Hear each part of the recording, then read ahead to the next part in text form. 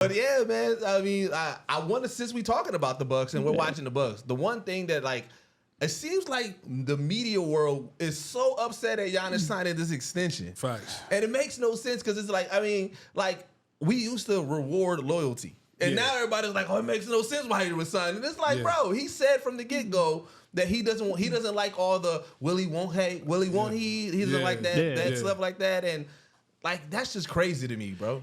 What people don't understand is like Giannis is a dude who became a superstar. You know what I'm saying? Like a lot of players, they come into the league with that aura on them already. You know what I'm saying? Like they had this whole thing about him, like I'm a star player. And he came in, he literally got where he is out the mud. You know what I'm saying? So the way that he look at shit is gonna be different than how other players view even how they are looked at as a player. Like, you know what I'm saying? Like Giannis, he about his money, like he said, like, nah, hey, I want the check now. Like, let's not get confused. Like I want the money.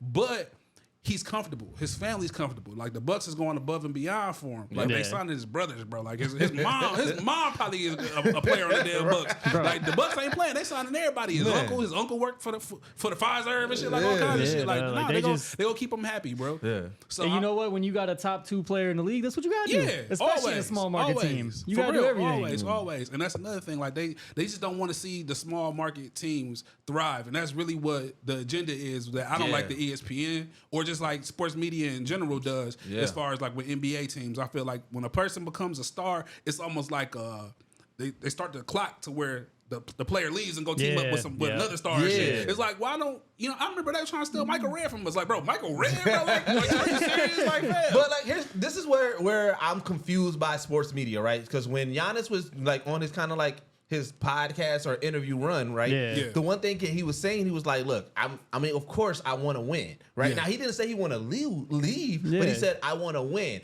And if it ever becomes a situation where I can't win here, then, all right, you know what I'm saying? I may start looking into other options. So the Bucks, they went out and they said, okay, and they gave him somebody to win with. So I'm like, well, how does this situation doesn't make sense? You have your star player saying what he wants. You have an organization giving the player what he wants, and also giving him significant amount of money. Why does this not make sense to the sports media? And Giannis is smart too. Like if you really think about what he did during the summer, he really lit a fire underneath the Bucks' ass. Like his brother went in and had conversations with the Knicks. We all knew goddamn well. Like nobody wants to go straight to the Knicks, bro. And then like the fact that the Knicks is so fucking thirsty, because why are y'all going for Thanasis? Like, come on, bro. Like, let's be serious. Like they really tried to get in the Giannis, like, what? Shut up, bro. Like, they tried to get in the Giannis lottery pick and shit. Like, oh, he's talking to a New York beat writer. Get the fuck out of here, bro. Giannis ain't coming to the Knicks. Bro, the Knicks have literally we talked about it in the group chat. The Knicks and the Heat, every player in the league, there's a mock-up of them. I just seen a mock-up of Bone.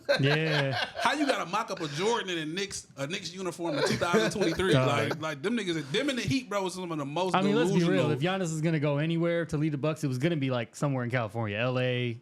The Lakers probably. Yeah. I would think so. But it would probably be the Lakers after LeBron retires. I would think a Western Conference team for sure. Let's be real. If he goes down to Miami, he's going to get in trouble. That's what Miami does to people. I don't even think Giannis like all the big glitz and glamour. Look at the stuff that he gets excited about. Dunkin' Oreos.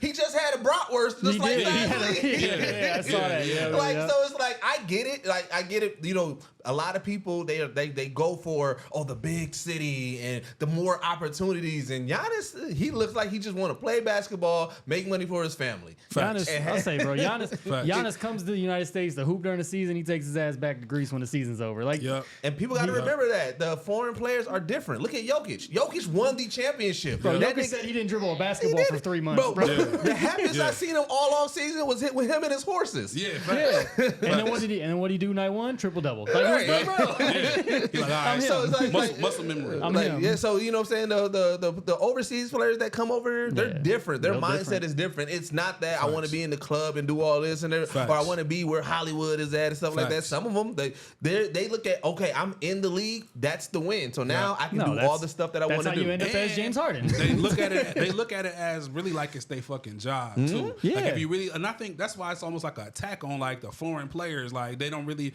when a foreign player is really good, it's like they kind of like scale back on giving them props for it and shit. Like, it's like, nah, like, Joker is one of them. Yeah. Giannis is one of them. Embiid is one of them. You know what I'm saying? Like, it take longer for them to get in a conversation, it seems like. I think it's just hard for people to accept the fact that 4 of the top 5 players in the NBA are international players. Right. Yeah.